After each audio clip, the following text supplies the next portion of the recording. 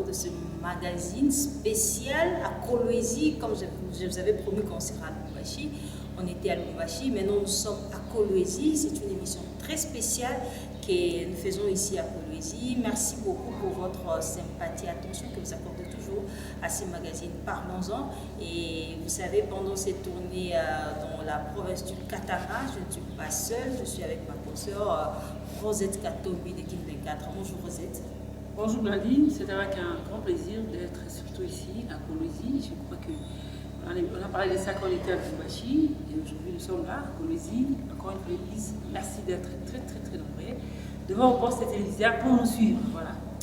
Voilà, et comme vous savez, dans ce magazine, nous recevons des invités de toutes tendances confondues. Aujourd'hui, nous avons l'honneur de recevoir un homme de Dieu, un homme roi, un homme que Dieu utilise puissamment ici dans cette ville de la Kolwezi. C'est le pasteur David Mikonga. Bonjour pasteur.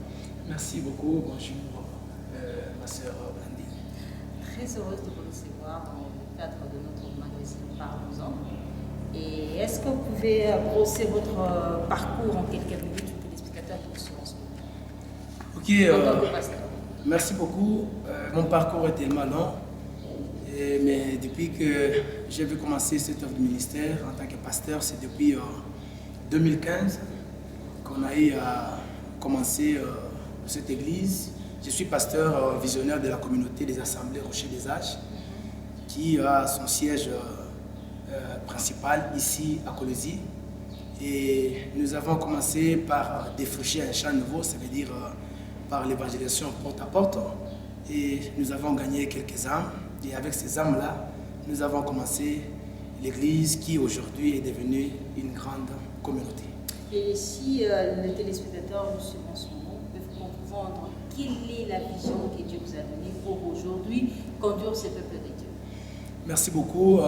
Dans l'appel, il y a beaucoup de choses que le Seigneur est en train de me parler, des choses auxquelles que je devais faire, qui devraient être accomplies dans la vision que Dieu m'avait donnée. Il y a entre autres préparer les saints pour l'enlèvement, ça veut dire leur enseigner l'évangile afin de le mettre à part dans les comptes du Seigneur. Il y a aussi la mission que Dieu m'avait donnée aussi, c'est d'équiper les hommes de Dieu. Je vous signale déjà en passant que je suis aussi promoteur d'une école du ministère, toujours ici à Kolwezi. Je suis en train d'équiper les hommes de Dieu et c'est un peu ça. Très bien, pasteur, je vais vous suivre attentivement. Vous parlez de l'enlèvement, c'est ce qui m'a vraiment tiqué. Est-ce que vous parlez de l'enlèvement, est-ce qu'on peut comprendre une chose? Est-ce que réellement il y aura un enlèvement? Et comment est-ce que le peuple de Dieu doit se préparer face à je dirais, ces phénomènes enlèvement? Je pense que cela est évident. Quand Dieu appelle, je peux dire 90% des hommes de Dieu, lorsque Dieu les appelle réellement, ils ont reçu un appel authentique. Parmi la mission principale que Dieu donne à ces hommes-là, Dieu ne manque pas de souligner, de préparer ses enfants pour son retour. Et nous sommes en train de le préparer par rapport à l'évangile, à la qualité du message que Dieu nous donne, nous inspire pour que ces enfants de Dieu-là soient très bien préparés. Et nous les préparons lorsque nous les enseignons la parole pure, une parole sans mélange, une parole sans compromis. Et nous sommes en train de nous battre avec la chair, parce que la chair a ses désirs, le monde aussi a ses désirs, a aussi son influence. Alors, la seule façon de vaincre toutes ces choses-là, c'est d'équiper les enfants de Dieu en les enseignant la parole pure, selon ce que le Seigneur avait donné comme recommandation. Après avoir mouru et ressuscité, il a donné une mission forte aux apôtres. Il a dit, allez, faites de toutes les nations des disciples et vous allez les enseigner tout ce que je vous ai prescrit. Alors, tout ce que Christ nous a prescrit, et c'est ce que nous enseignons aux enfants de Dieu dans le but de le préparer à son retour. Puisque vous parlez enlèvement, vous pouvez nous dire aussi, nous sommes presque au temps de la fin, et quels sont les signes qui reflètent réellement que nous sommes au temps de la fin? Si nous lisons très bien les Écritures, vous allez comprendre qu'on avait aussi posé cette question-là à Jésus. Dans Matthieu chapitre 24, on lui a posé des questions et Jésus a commencé à donner les signes. Jésus leur dira que vous allez voir la famine, vous allez voir les tremblements de terre, vous allez voir des guerres par-ci par-là, vous allez voir l'amour de plusieurs personnes va se refroidir. Mais Jésus-Christ a souligné une phrase dans le verset 14, il dit « Et cette bonne parole du royaume sera prêchée partout et après quoi viendra la fin. » Et aujourd'hui, si nous voyons un grand signe qui prouve réellement que Christ est à la porte, c'est la manière dont l'évangile se propage. Jadis, on ne veut pas aller prêcher chez les Arabes, on va vous tuer. On ne pouvait pas aller prêcher chez les Indiens, on ne pouvait pas aller prêcher chez les Chinois.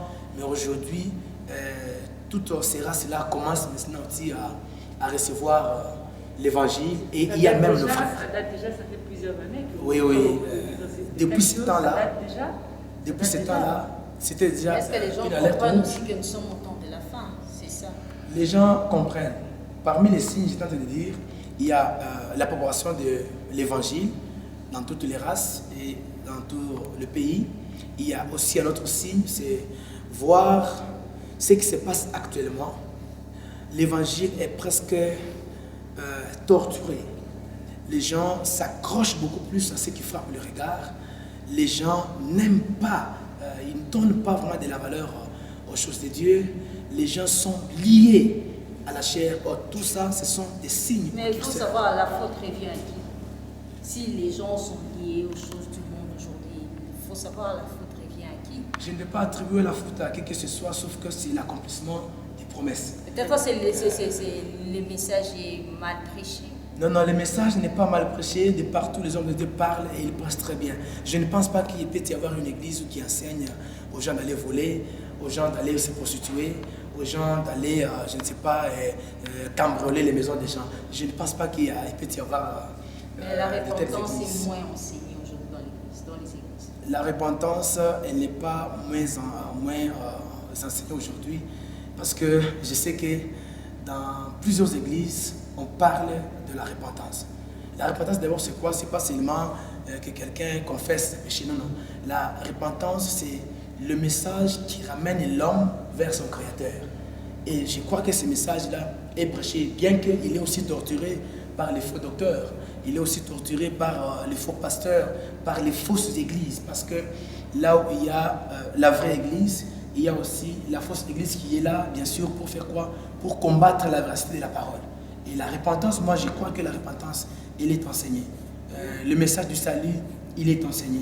Mais sauf qu'il y a aussi certaines personnes qui réagissent négativement par rapport à ce message pour accomplir ce que Christ avait promis comme signe de voir qu'il est déjà à la porte.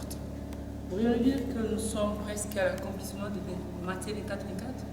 Oui, nous sommes presque parce que tous les signes sont presque accomplis. Il y a même d'autres qui sont en cours d'accomplissement. Mais pourquoi vous n'arrivez pas à dénoncer en fait, réellement?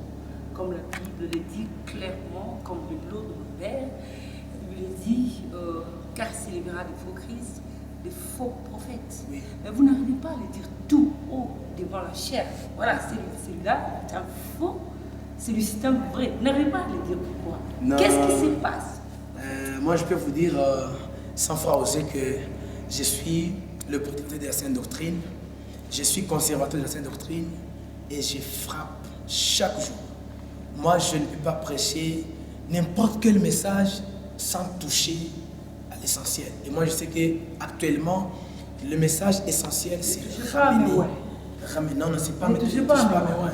Ça, ce sont les faux ministres qui ont déjà perdu la grâce. Qui donne l'arrogance, qui attaque les hommes des actuellement. Ce sont les faux ministres qui ont déjà pété les câbles. Et ce sont les faux ministres qui ont déjà pété les câbles, qui sont en train de chercher des versets dans la Bible afin de se cacher à l'intérieur de ça.